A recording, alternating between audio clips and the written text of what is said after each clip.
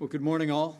The White House Coronavirus Task Force met today here at the Department of Education, part of our ongoing effort to focus on a mission to save lives, meet the needs of our states, our healthcare workers, to protect the vulnerable, and to safely reopen America and reopen America's schools.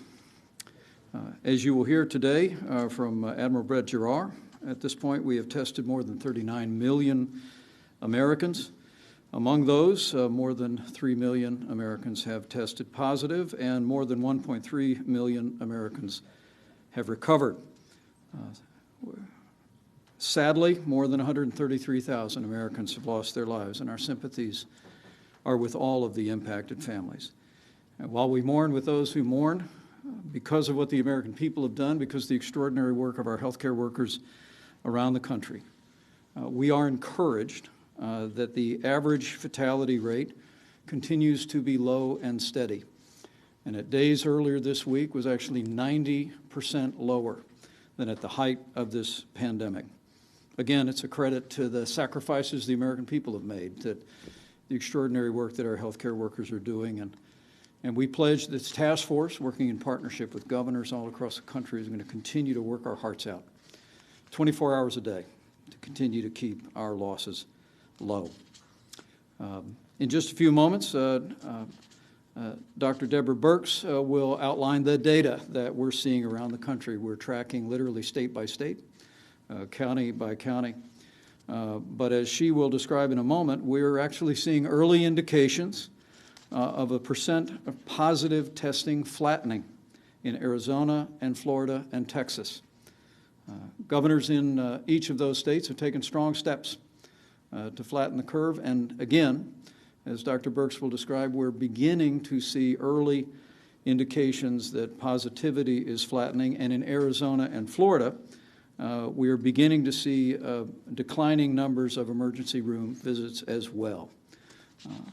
We believe the takeaway from this for every American, particularly in those states that are impacted, is keep doing what you're doing, because we're starting to see the first indications that, as we were able to do in the Northeast, as we were able to do in New Orleans and Louisiana and Michigan and other places around the country, we're putting into practice those mitigation efforts, and we're beginning to see indications that they are having a good effect. We are focused on the states where more than half of the new cases have arisen: Texas, Arizona, Florida, and California, and have received encouraging reports even through this morning. Strong supplies of PPE in hospitals.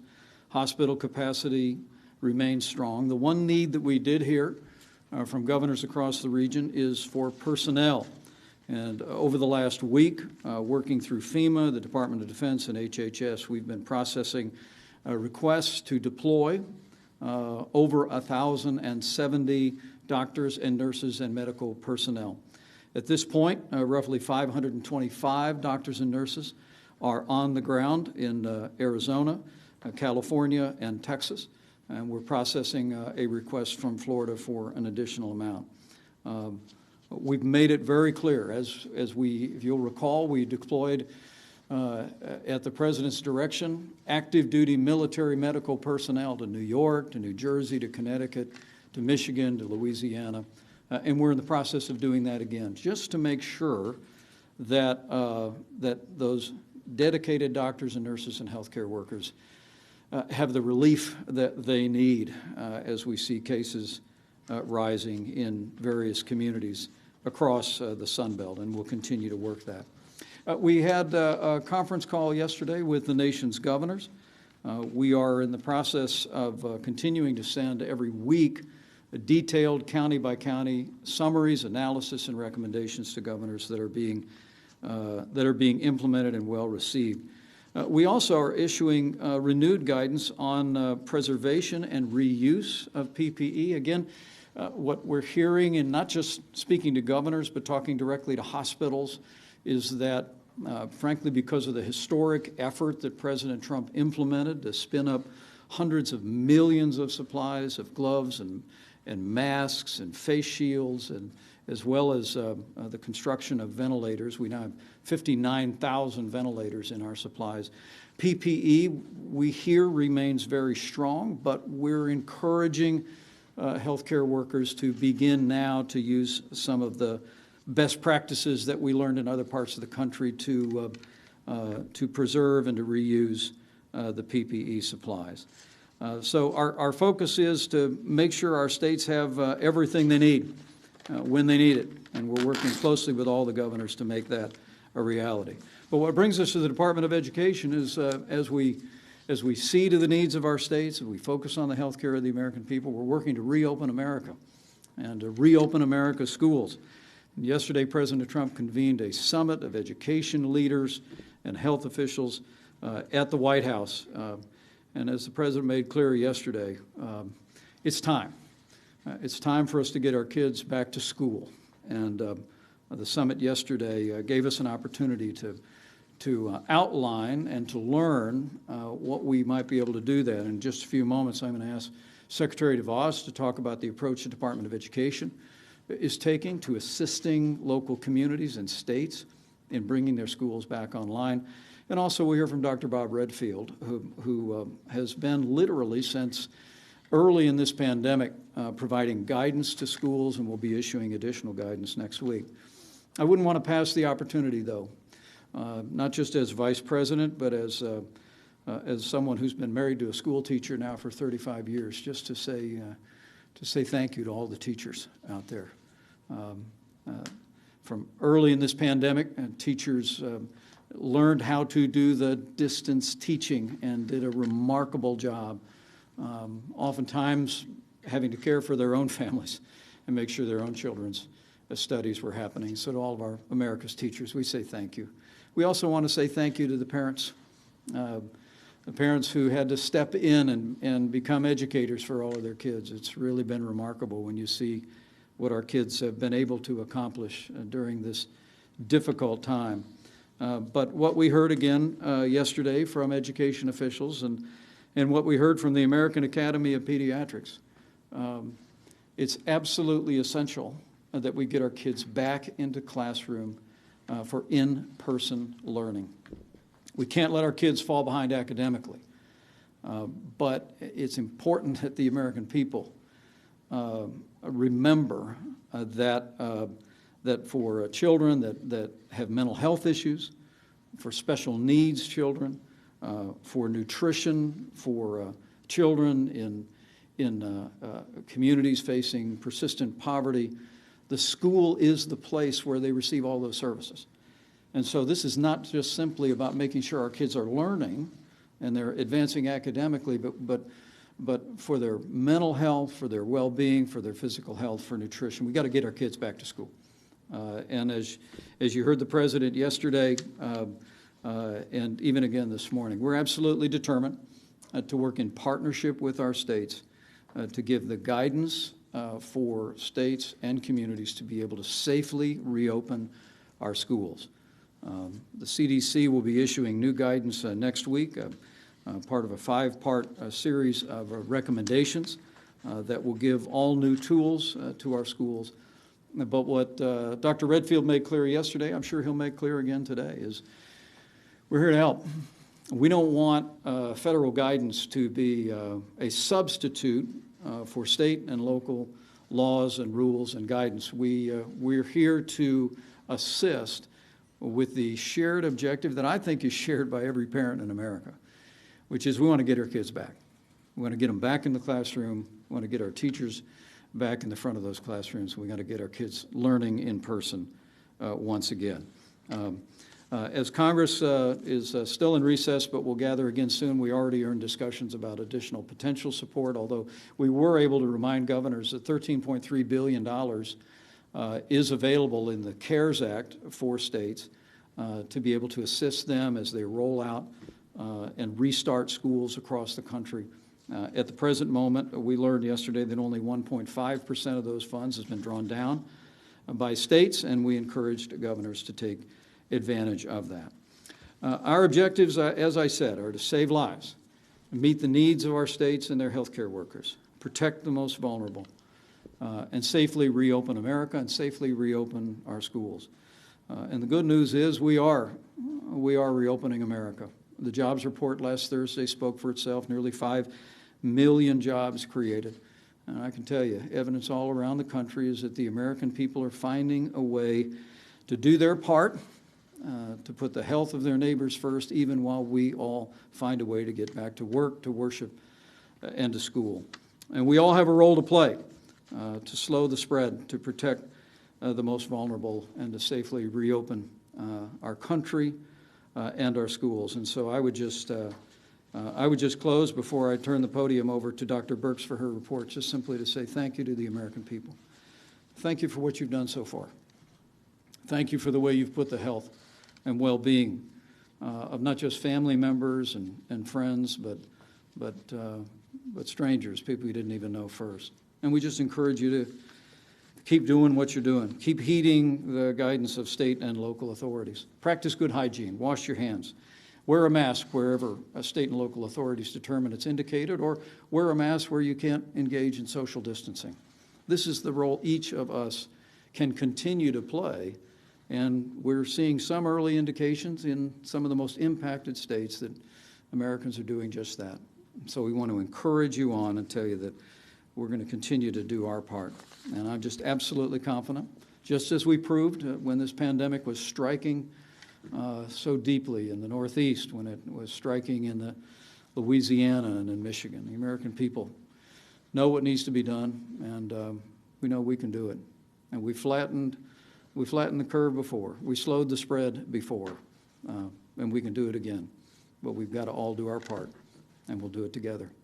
With that, Dr. Deborah Birx, and then we'll get a report from Admiral Giroir before we move on to other reports. Dr. Birx. Thank you, Mr. Vice President. If I could have the first slide, please. And I know some of you do watch what I wear, so I'm wearing this specially today. This came from the Salt River Tribe. I just want to, mask can be a fashion statement. And I want to thank the Salt River Tribe. It was a real pleasure to be out and speaking to individuals around the United States about the issues that they're facing with COVID-19, to be able to meet with communities, hospital personnel, African American communities, Hispanic communities, and our Pride tribal nations. That was a privilege last week. I want to start with Arizona, just to pick up where the Vice President left off. That orange line is the number of tests performed, and the blue line is the test positivity. Now, this is at the level of the state. And Arizona does have 3 counties that we're tracking very closely. Obviously, you know, the largest one being Phoenix and Maricopa County.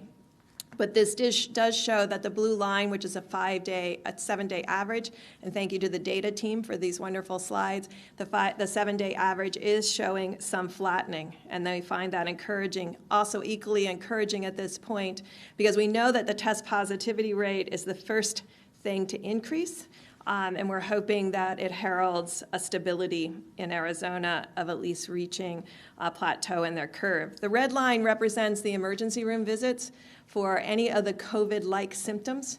And this is also an early indicator, and we find that encouraging. The next slide does show the counties that we're tracking, obviously the largest county being Maricopa County with the largest number of infections, but clearly there's issues in Yuma and Pima.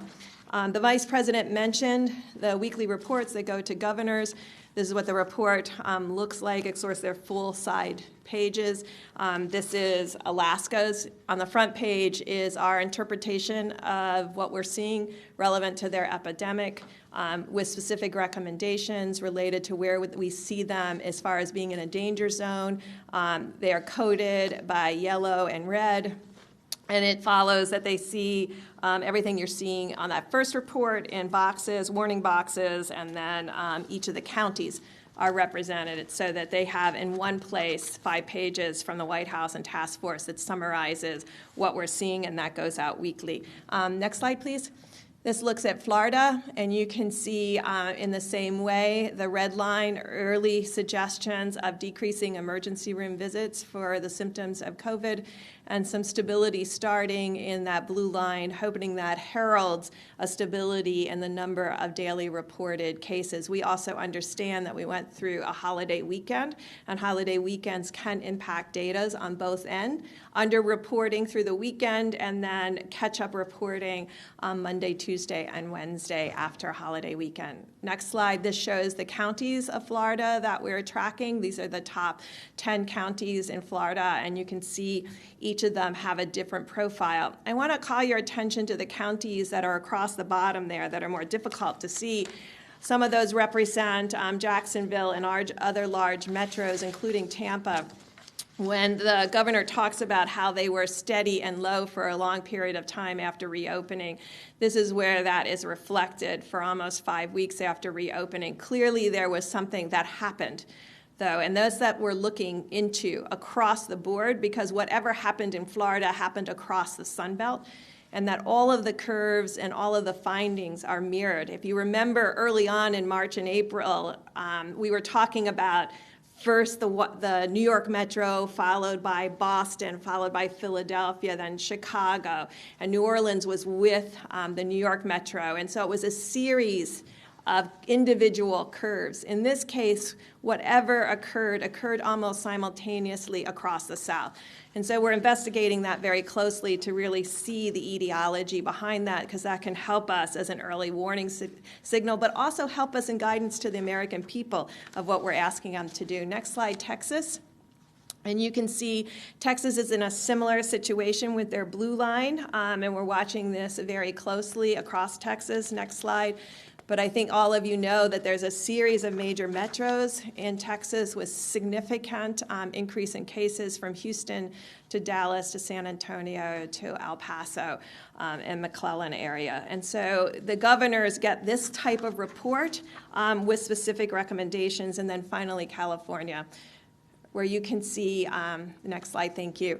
Again, a long time of stability, but then this increase in the number of test positives and rapid increase in cases. Next slide, and you can see the majority of the issue is in the Los Angeles area, although we see this through Riverside, Imperial, Sacramento, and now San Francisco with increased number of cases. So I want to finish with where the Vice President started about the sacrifices of the American people, because in that recommendations are very clear recommendations that when you have a county with these types of cases, we are recommending everyone using a face covering. And I think the studies now that have been done showing that cotton face coverings work, that does open up the ability for us all to have individualized face coverings that express our personality. But in addition, I think the work that these governors have done to and ask the American people to stop going to bars, to close the bars, to move to outdoor dining, to decrease any kind of indoor gatherings, again, to all of the Americans out there that are in these 4 states and the states that have, in the report, we're in the red zone because there's a series of other states that we have in that zone, is really asking the American people in those counties and in those states to not only use the face coverings, not going to bars, not going to indoor dining, but really not gathering in homes either, and decreasing those gatherings back down to our phase 1 recommendation, which was 10 or less. So thank you. Thank you, Mr. Vice President. Adam, report on testing. Thank you, Mr. Vice President. Since we're bragging on our face coverings, this was made by a small religious community in Pennsylvania who were helped by the Public Health Service, and they hand-sewed these for a lot of our officers to match our operational dress, those blue uniforms. So I wear this proudly, and I think of that community every single day, everybody pitching in across America to help us all. So in terms of testing, I want to cover 3 quick topics. First one is just where we are numerically. Vice President has already said we are now topping 39 million tests across the country. The states really crushed their goal in June. The state goals was about 12.9 million in June. CDC numbers have finalized that at about 16.5 million tests for June. So congratulations to almost all of the states who made their goal, exceeded their goal. We're doing very well right now, between 600,000 and 700,000 tests per day. We did top the 700,000 mark last week, and we're averaging about 620,000, 630,000 tests per day. We continue to ship. We are ripe with swabs and media, so the states tell us what they need. We work with them to set those goals based on their state testing plans. After technical assistance by the CDC and my office, FEMA ships those every week. Now that's along with ASPR, the Assistant Secretary for Preparedness and Response at HHS. So that's sort of the overall general view. We announced yesterday what we talked about a little bit last week, and that is federal surge sites. We opened these in 3 communities. There was a list of communities identified by Dr. Burks and her team that had certain characteristics of their infection trend, but also met certain characteristics of numerical numbers and isolation that surge testing might have an impact over a short period of time. So our goal in those communities is to do at least 5,000 tests per day, and those are in Baton Rouge, Jacksonville, and McAllen, the McAllen in Texas. And we have many other sites that we're working with. Again, this is a partnership with the state and local governments to make that happen. They're up and running and testing in all 3 sites. Baton Rouge started yesterday. The other 2 sites start today, and we already have almost 6,500 appointments already made this morning, so that's going very, very well. The last thing I want to talk about is Phoenix, and I don't know if we have the slides for this. I get just a little bit concerned when I hear things in the news like we're doing nothing for Phoenix and the federal government hasn't been doing anything with Phoenix, because that really is not correct, and it undermines a lot of the things that we're doing. I'm going to show you some slides. I didn't make these slides up. My team, this was part of a 55-slide deck just on Phoenix, where we understand the demographics, the health disparities, the income levels, the racial and ethnicity backgrounds, where the tests are done, where the resources are. This is how we really work the issues. So first of all, we're in constant contact with Governor Ducey and his team. His state health officials are outstanding. We not only talk on the calls, but we have frequent calls, and I know Dr. Redfield does this as well, and Ambassador Burks does this as well. Number 2, we provide support according to the state plans. Just in the last 2 months, we've shipped over 500,000 swabs and media to the state to fulfill their plans. In terms of Phoenix, if I can get the first slide back, please. I just want to say that, yes, we have lots of support in Phoenix. This is my slide deck. Phoenix has 3 federally funded retail sites. This is paid on a per capita basis. You come up, get a test. These sites, not these 3 sites, but this overall program has tested just under 1 million individuals, and they're located specifically in communities of high social vulnerability. We have 3 there. We also have 13 what we call 3.0 sites. These are retail pharmacies that, because of our regulatory flexibility, they can do that without a federal stipend or grant. They do this just through the insurance, Medicare, and Medicaid billing system. So those are 16 federal sites we have in Phoenix. Next slide. I don't know if there's a map to go with that, but under the leadership of Secretary Azar, we've really surged into FQHCs, federally qualified health centers.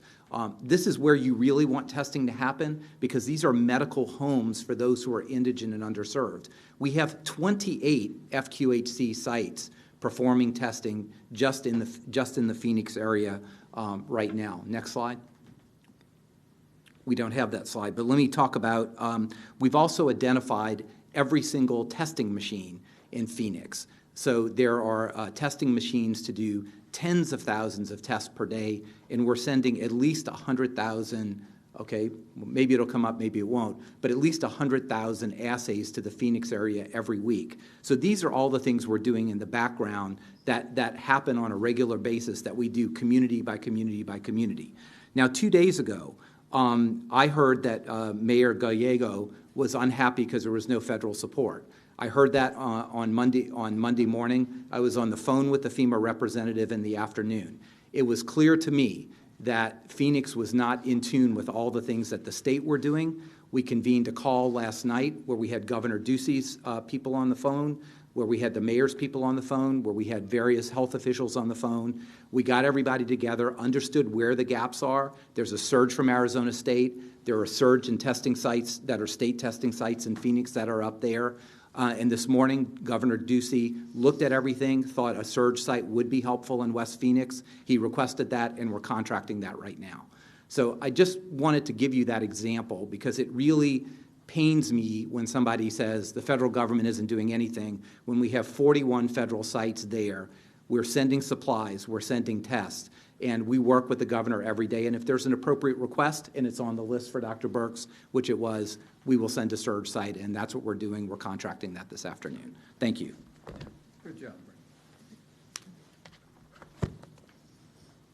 Thank you, Admiral Giroir. As we said, the focus today is on safely reopening our schools. And as we discussed yesterday at the White House summit, from very early in this process, the Centers for Disease Control has been issuing guidance for schools and for child care services in early March, March the 12th to be specific. And when we first published the 15 days to slow the spread and encourage people to engage in schooling from home wherever possible. From that point forward, CDC has published decision trees about how schools can begin to develop reopening plans, and just last week published new guidance for K-12 schools.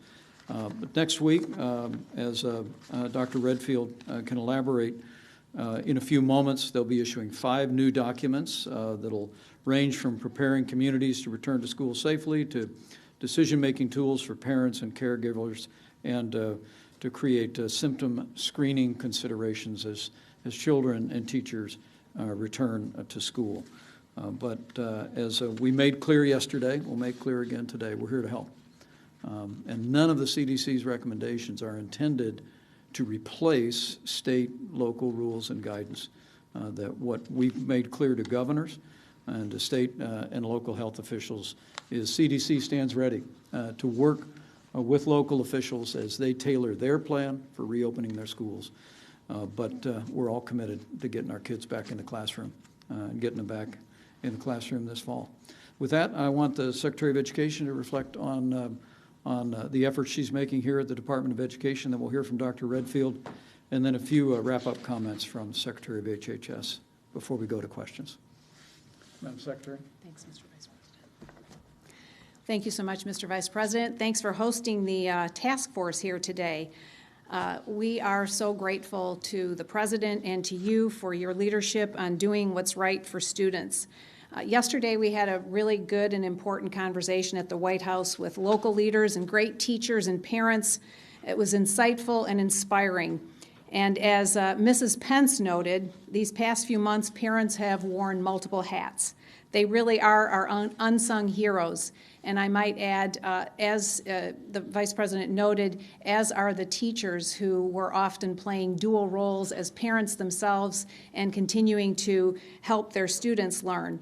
She also said, Mrs. Pence also said, that as we reopen businesses, restaurants, theaters in our country, we simply can't leave out our schools, and that is so correct. Students can and must continue to learn full-time. I've been really inspired by the innovative teachers, schools, and their communities that have kept learning going through this past few months, and they're getting ready to do it again this fall. A couple of great examples in Harlem and the surrounding boroughs in New York. Success Academy moved to distance learning in 1 week using multiple technology platforms. Teachers there insisted on learning new materials right along with their students. The students were still graded. They made sure all the students had the needed tech that they did not maybe have at home initially. Miami-Dade County used existing instructional continuity plans to make a seamless transition to distance learning. They added interventions for students who were struggling already before the pandemic. The International Leadership Academy in Texas started from the mindset that not learning wasn't an option for any student. They delivered multilingual and special education curriculum to all of their students. There were a number of schools and districts across the country that did an awesome job of transitioning this spring. And there were a lot in which I and state school leaders were disappointed in that they didn't figure out how to continue to serve their students. Too many of them just gave up. The Center for Reinventing Public Education said that only 10% across the board provided any kind of real curriculum and instruction program. And as I said, I've talked to all of the state school chiefs at least once, most of them more than once, and they've told me that while many of their districts in their states have done well through the past several months, a number of them they were very disappointed in doing next to nothing. And then we see, as we talk about reopening schools, there are some creating false paradigms for the fall. And here, right in our neighborhood, the D.C. area, Fairfax County, which is one of the most well-funded, I would call it an elite public school system in America, offered families a so-called choice for this fall. Either 0 days in school for their students or 2 days. And their springtime attempt at distance learning was a disaster. But I give this as an example because things like this cannot happen again in the fall. It would fail America's students, and it would fail taxpayers who pay high taxes for their education. Ultimately, it's not a matter of if schools should reopen, it's simply a matter of how. They must fully open, and they must be fully operational. And how that happens is best left to education and community leaders. I really appreciate something that Secretary Azar reiterated yesterday at the White House. It's the Surgeon General's prescription for health care, and I'm going to repeat it again because it bears repeating. First, ask yourself, what's your individual circumstance? Are you or is someone in your home vulnerable? Second, what's going on in your community? Is the virus widespread or is it isolated? And third, think about the kind of school activity that you're thinking about how to accommodate and deal with. What needs to be in place for things to be successful? Education leaders need to examine real data for their own states and communities and weigh the risks. Local leaders in every community need to ask these questions and consider all the risks. Physical health and safety are factors. So is mental health. So is social-emotional development. And importantly, very importantly, so are lost opportunities for students, particularly the most vulnerable among us and students with disabilities. The American Academy of Pediatrics noted, keeping schools closed places children and adolescents at considerable risk of morbidity and in some cases mortality.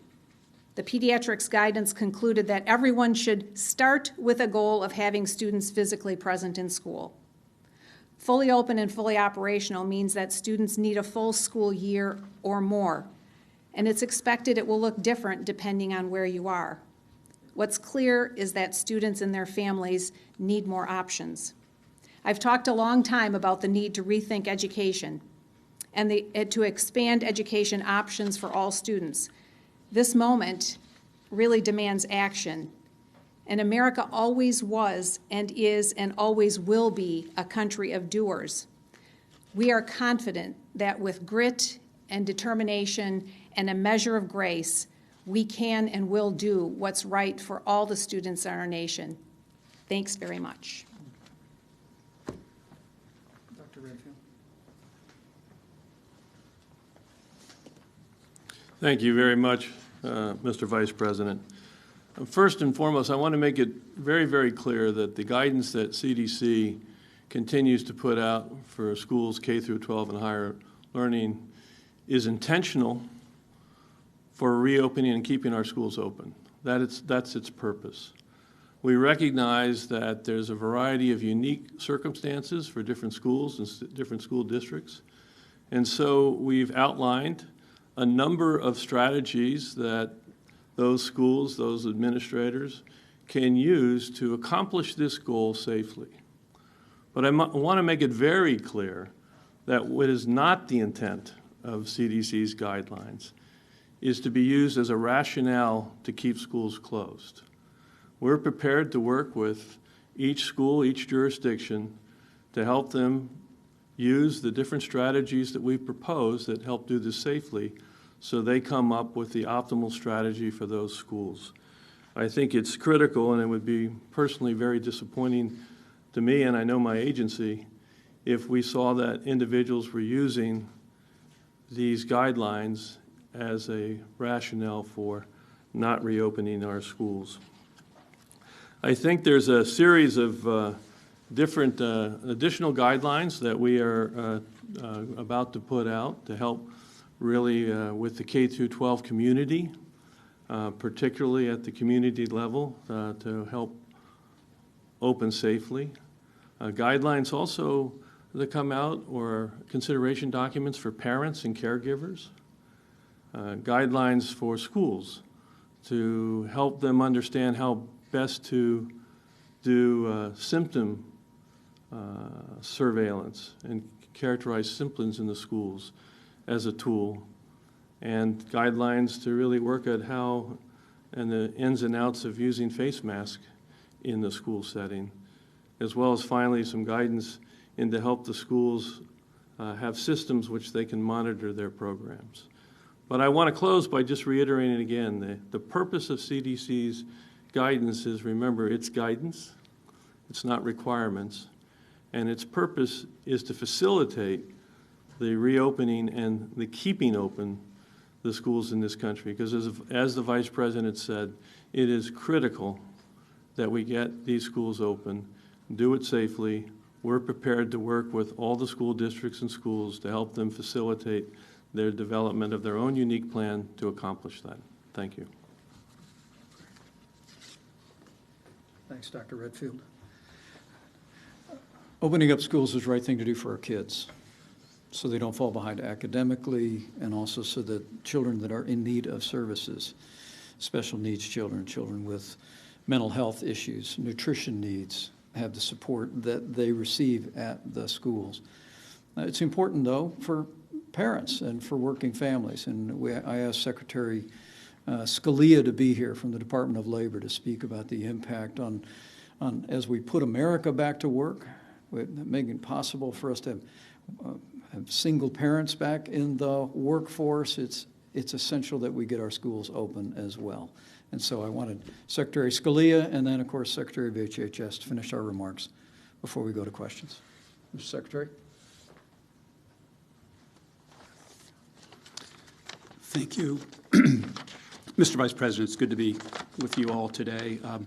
For reasons that Secretary DeVos has mentioned, that the Vice President mentioned, of course, having our schools open is so important to our children's education. But as the Vice President has said, it's very important as well to working men and women across the country who need to be able to structure their work days in a predictable manner in the expectation that schools will be open and their children will be able to be in school, so that the parents in turn can have a predictable schedule that they bring to the workplace. Of course, that's important to our business places as well, and in that sense, it's really critically important to our national reopening. One study has suggested that if we closed all our schools and daycare for just a month, just hypothetically, if we did that, the impact on U.S. productivity would be on the order of $50 billion. It gives you some sense of the impact having our schools closed can have on our national recovery. I did want to mention a couple of groups in particular to whom this is very important. First, lower wage workers. One of the great triumphs of the economy that we enjoyed until the virus came was how well lower income men and women were doing in the workplace. We, as you know, had unemployment at the tide of 50-year low. We had record low unemployment for African Americans, Hispanic Americans, and others. And we had rising wages. Wages actually rose about 15% for lower income men and women during the first 3 years of this administration. Unfortunately, and a number of people have observed this, it's the lower income workers who've been particularly adversely affected by some of the shutdowns that we've had in response to the coronavirus. Unemployment among the lower income workers has been higher than for other populations, and therefore, for them, having schools reopen so that they can themselves have predictable schedules, be able to return to the workplace is going to be very important. They hold jobs that are less likely to be jobs by which you can telecommute. I think many of us know that even telecommuting, there are burdens being placed on mothers, fathers who are getting up a little bit earlier or staying up a lot later to get work done, to plan around caring for their children in the interim. But for lower income men and women, that option often is not even available. And then second, let me comment briefly on working women who studies show, and I think experience of many of us reflects, that it's women in the household who quite often bear the larger burden when it comes to caring for children. Studies show this. And again, prior to COVID, another great success of the economy we're enjoying was the employment rate for women. The unemployment rate for women was actually lower than for men right before the virus came. But unfortunately, and this is a statistic we've been tracking, we see that the unemployment rate for women now is higher than it is for men. Now, we made great progress in June. The Vice President mentioned the extraordinary jobs report. We've put 7.5 million Americans back to work in just 2 months. And the unemployment rate for women dropped nearly 3% in June. But still, we have important work to do, and we know that working women will have a harder time getting back to the workplace. They continue to cite child care at a much higher rate than men do as a reason that they're not able to work. And so for them, too, reopening our schools will be very important. Just to wrap up, in such an important sense, the pace and structure of our national life is built around the expectation that our young people will be in school in person during the school year. That's so important for them, but it's also vitally important for their parents, and in that sense, so critical to this reopening that is proceeding very well economically, but to keep going, we need our schools open in the fall. Thank you very much. Great. Thanks, Eugene. Mr. Secretary.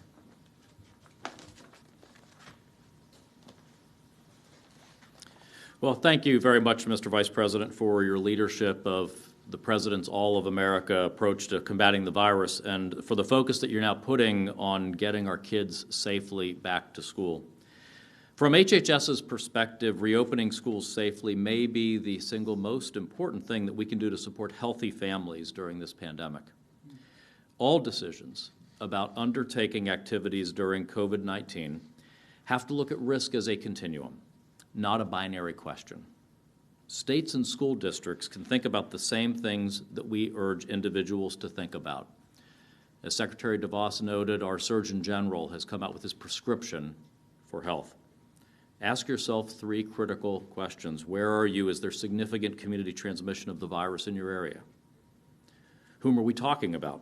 Children are much less susceptible to severe outcomes from the virus than adults. And what activities are we looking at?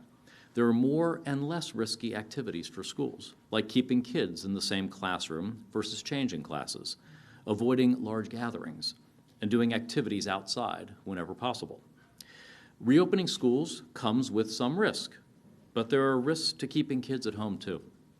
At home, kids aren't benefiting from social stimulation. They may be falling behind in learning. They may be more vulnerable to abuse that goes unreported by the mandatory reporters in our school system.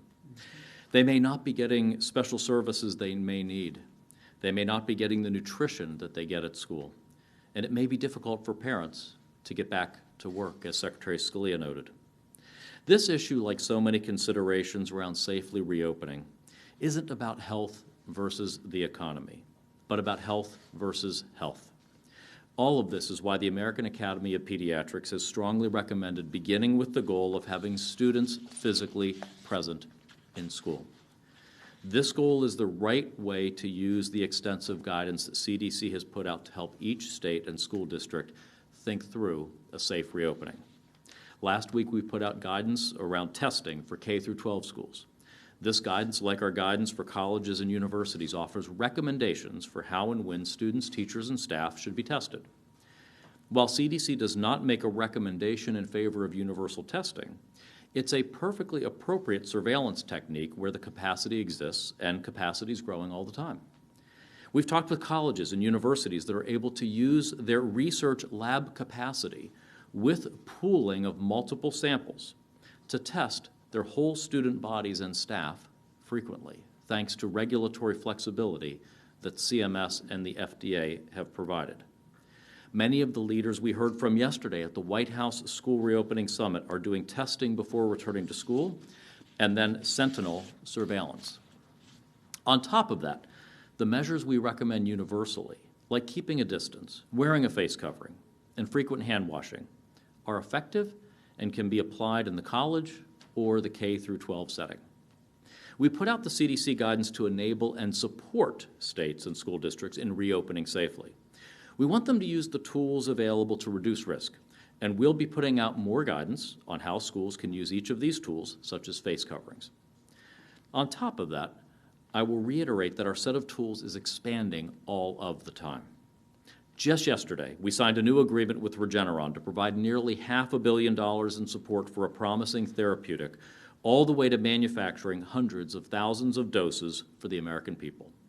The initial doses, pending approval, would be available as soon as the end of this summer or early fall. That is the first of a number of therapeutic agreements that we will do under the President's Operation Warp Speed initiative. Promising therapeutics are already being administered every day by our heroic healthcare workers. I want to thank these heroes who continue to put themselves at risk, caring for those suffering from the virus. We know many frontline workers have gotten sick, and we know some have given their lives, including some of my employees in the Indian Health Service. And America is deeply grateful. It is because we are making progress against the virus and learning more about it every day that we can talk about how to bring America's kids and teachers back to school safely. We have the tools to do it, and it has to be a top priority. So thank you to President Trump and the Vice President for putting such a focus on this very important aspect of our road to recovery. Thank you. Thank you. Right here, please. Here we come. Mr. Vice President, in the President's call to reopen schools, is there a situation in some states that the health situation doesn't allow for this, where you would be supportive of some states continuing distance learning? And we now see the President threatening to cut off funding for schools. Is that a serious threat, and what would that look like? Well, the principle behind our approach to this coronavirus pandemic has been to provide federal support as states manage their own response. And what I can tell you is in the weekly reports that we provide governors, we're down to the county level in terms of where the new cases are, where the positivity lies. And I think we would account for the fact that while we hope every school in America is able to open this fall, there may be some states and local communities that given cases or positivity in that community may adjust to either a certain set of days or certain limitations. And we'll be very respectful of that. What the President's made clear, though, is that we think it's absolutely imperative that every state and territory in this country make steps and take steps, rather, to get kids back in the classroom to the fullest extent possible.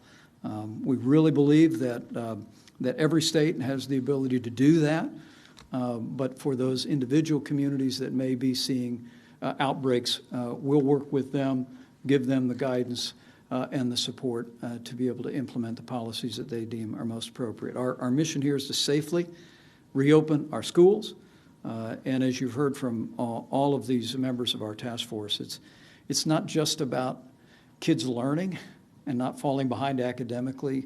It's about all the vital services that children receive at our schools. It's about working families. It's about opening up America again. And so we'll continue to drive on that. On your second point, I would tell you that at this point, I think 90% of education funding comes from the states, roughly 10%, depending on states' budgets, come from the federal government. And as we work with Congress on the next round of state support, we're going to be looking for ways to give states a strong incentive and an encouragement to get kids back to school. Please, go ahead.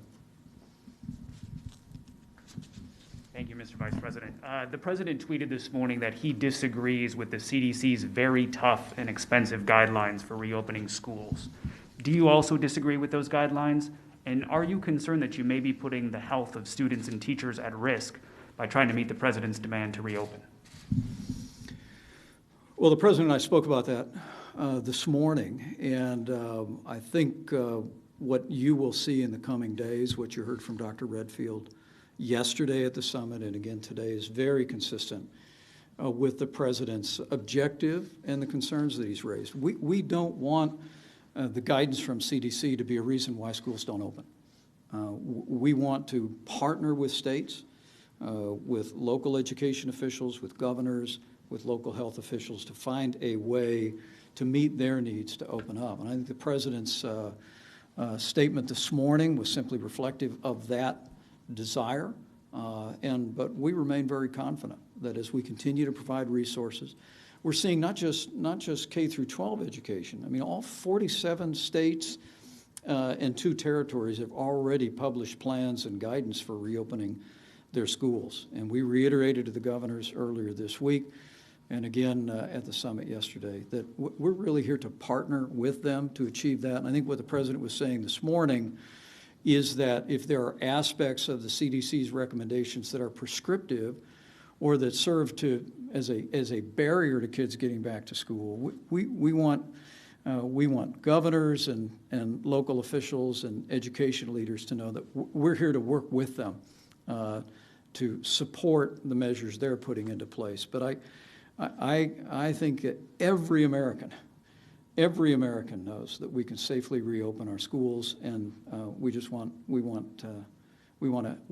as the President said this morning, to make sure that what we're doing doesn't stand in the way of doing that. Can I just follow up on that, sir? Go ahead.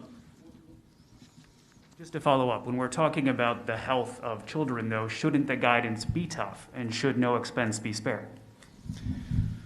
Well, I'm going to ask Bob Redfield to speak to that. One of the things that we have seen, and I tell you, as a parent, as much as your Vice President and the head of this task force, I've been grateful for it, is that apart from having an underlying health condition, children do not appear to be susceptible to serious illness from the coronavirus. Dr. Burke can speak to that statistically on a global basis, and that's been a blessing for Americans and American families. And so, as Secretary Azar just said, we know that the risk of serious illness to children is very low, and there are measures we can put into place to make sure that we don't see the spread of the virus or outbreaks in individual schools by having children learn in a single classroom or learn outside as often as possible and not go into larger settings. And this is all the kind of guidance that the CDC is putting forward. But I'm going to let Bob Redfield speak to that because we really do believe that we can open these schools safely, given what we have seen in terms of outcomes among children, and also the kind of measures that we think we can put into effect to prevent the spread.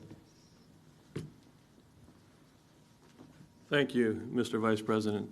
I think it's really important to be clear that our recommendations to open these schools are really based on the sound public health and safety and health of children. I think you heard already from some of the speakers, there's substantial health consequences that we've seen as a consequence of schools being closed, whether it's access to mental health services, where it's access to nutrition. Clearly, we know a lot, and I think it's important that we don't react emotionally, but we act based on data. Clearly, the ability of this virus to cause significant illness in children is very, very, very, very limited. We know of the post-immune inflammatory disease that you've heard about, but it's very rare. But in general, this virus does not cause significant illness in children. Secondly, and I think it's important, unlike influenza, where one of our biggest concerns is we've been able to show that it's really schools and children that become the instrument of transmission throughout our community with influenza, we really don't have evidence that children are driving the transmission cycle of this.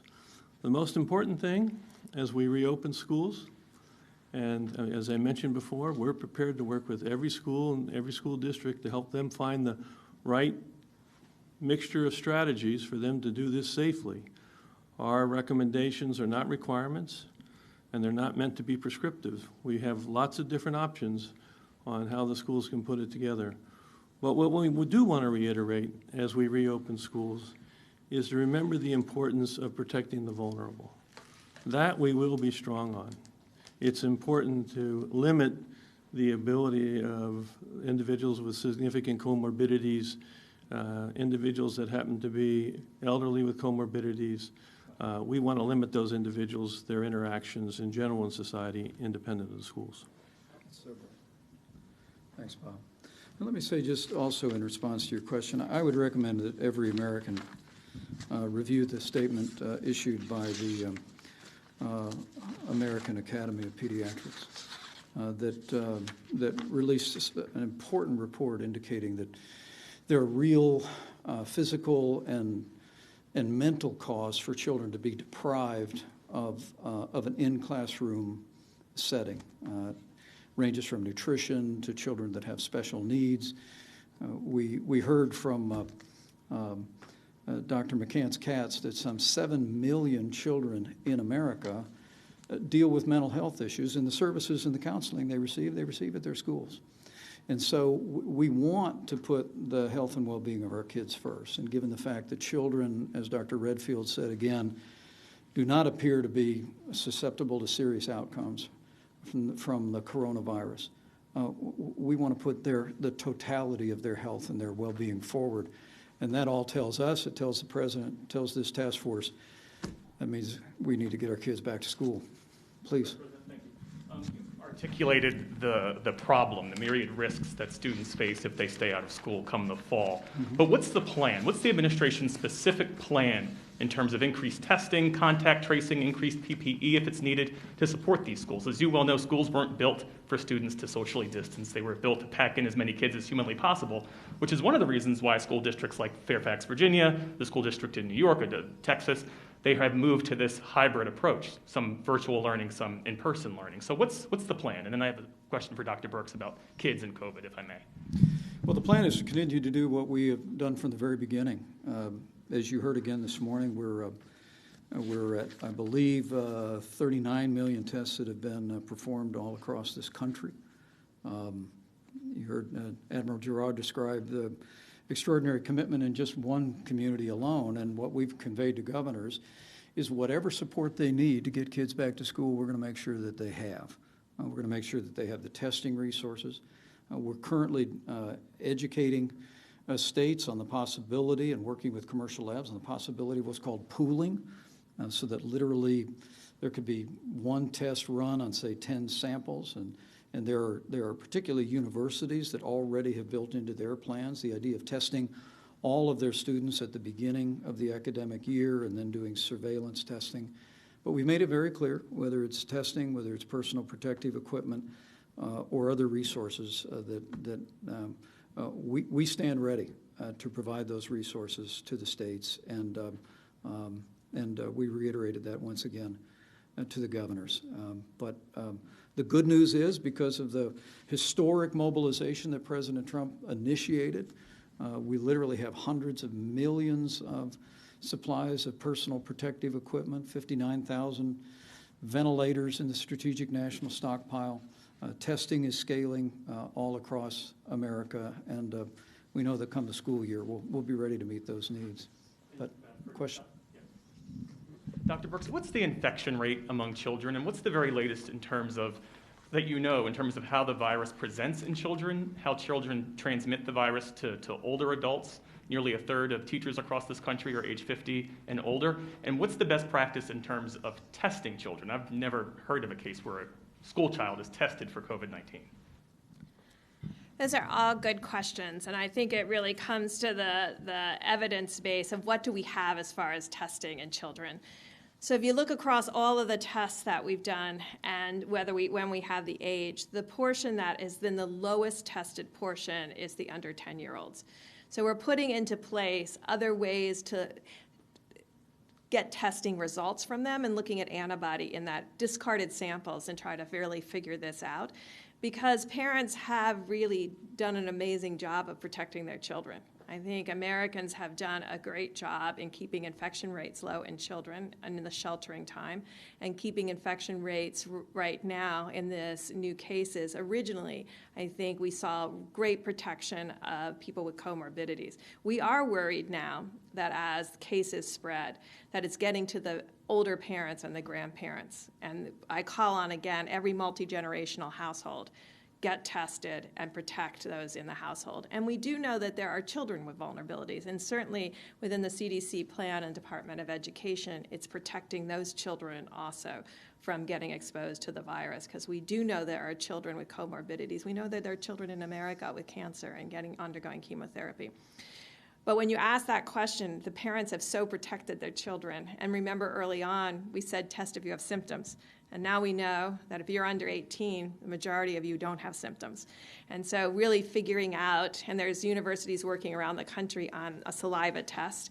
So it would be easier for children to put saliva in a tube, just basically what we call spitting in a tube, or spitting through a straw into a tube, and looking at that kind of innovation and testing. And what Admiral Giroir has been working on very hard is this antigen-based testing, and getting that equipment into both vulnerable areas like nursing homes, assisted living, and other places, but also considering how a school district could use that would make it much easier to test and to use saliva. So all of those are being worked on, and it's why we've been pushing on the antigen test. I know you heard me talk about that in April. We're pushing on that because we think it is important for testing of students and testing in universities.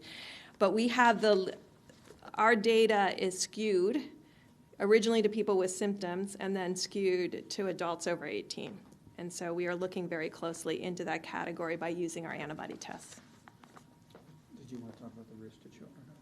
Oh, I think the Vice President covered that incredibly well. We know that mortality rate in under 25 from the CDC data is less than 0.1%, and so that has been holding.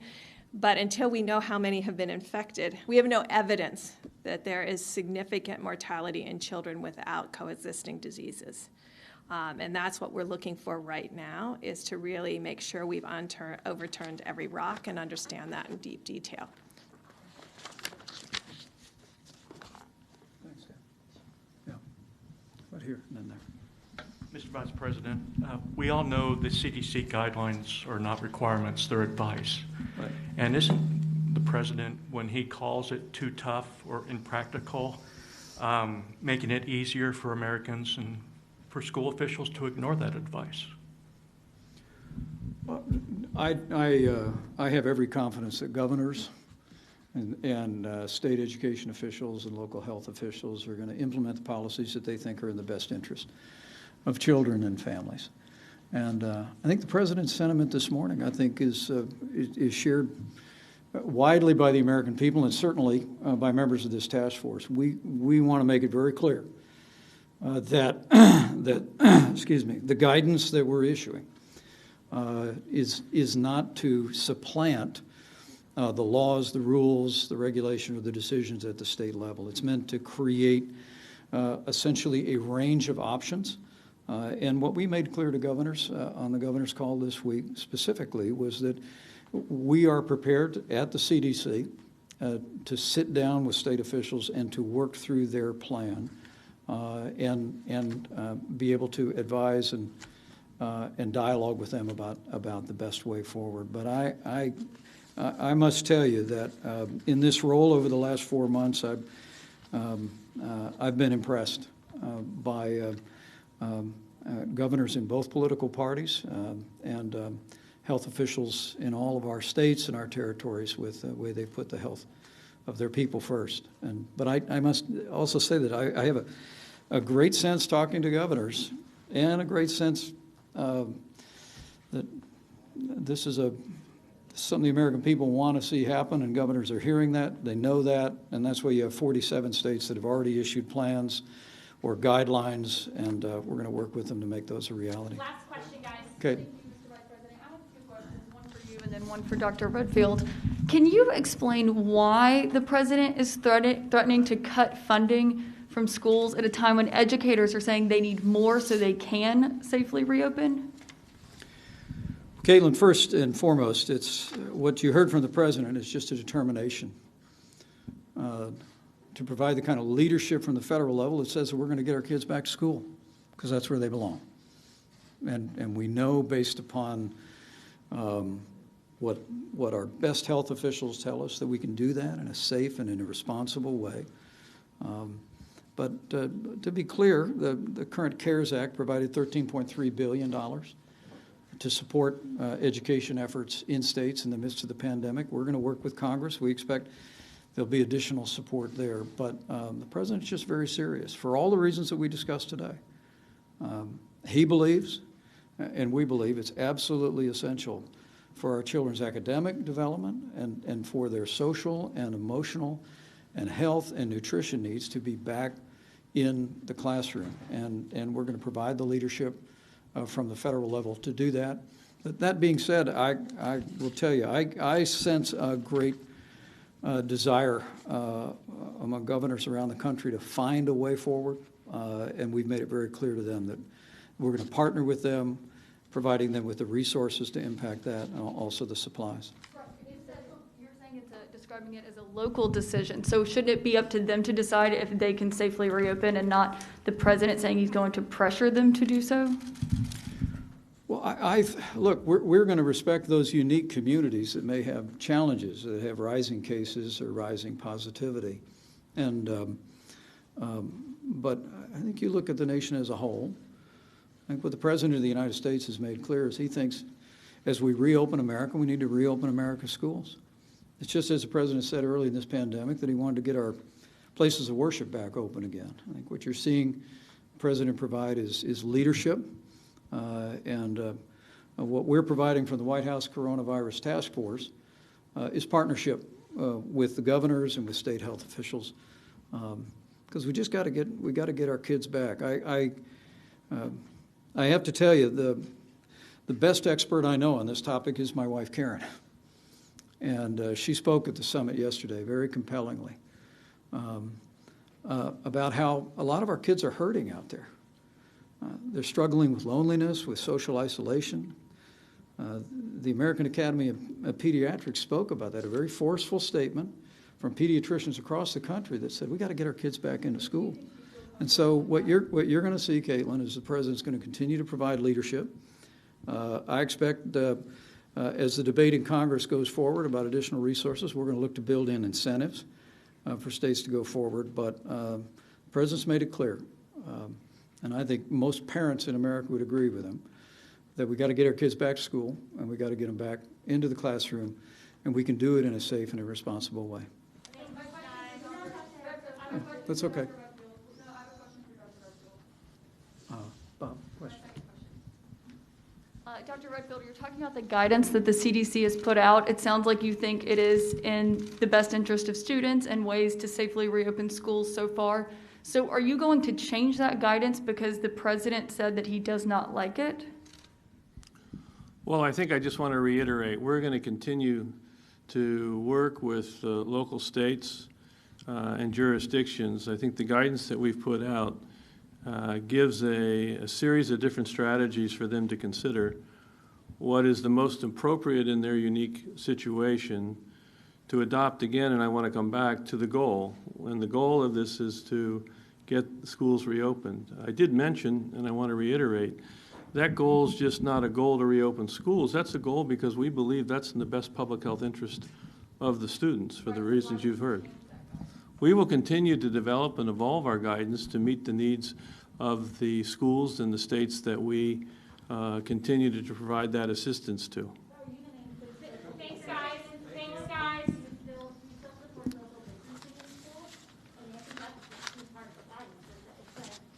I'm sorry, I can't hear your question. Go ahead. Laura The guidance recommends that schools have social distancing of students 6 feet apart. And that's why these schools are adopting these hybrid models, is because they don't feel they can keep students 6 feet apart within their building. So I'm just wondering if that particular part of the guidance is something you're rethinking, or do you support that social distancing inside schools? Because that's where schools, I think, are having trouble. Well, the president said today we just don't want the guidance to be too tough. And that's the reason why next week CDC is going to be issuing a new set of tools, 5 different documents that will be giving even more clarity on the guidance going forward. But we know each school system, has unique capabilities, different facilities, and what parents around the country should know is that we're here to help. We're here to work with their governors, with their local education officials to get our kids back to school. I mean, the truth of the matter is that as we reopen America, we've got to reopen our schools for the well-being of our kids, for their academic advancement, for working families, but also, as you've heard again today, to continue the momentum that we see in this economy that we saw last week with nearly 5 million jobs created. I want to promise the American people we're going to stay focused at this task force on saving lives, meeting the needs of our state and our healthcare workers, on protecting the vulnerable, and reopening America's economy, schools, work, and worship. So thank you all very much. We'll talk to you in a few days.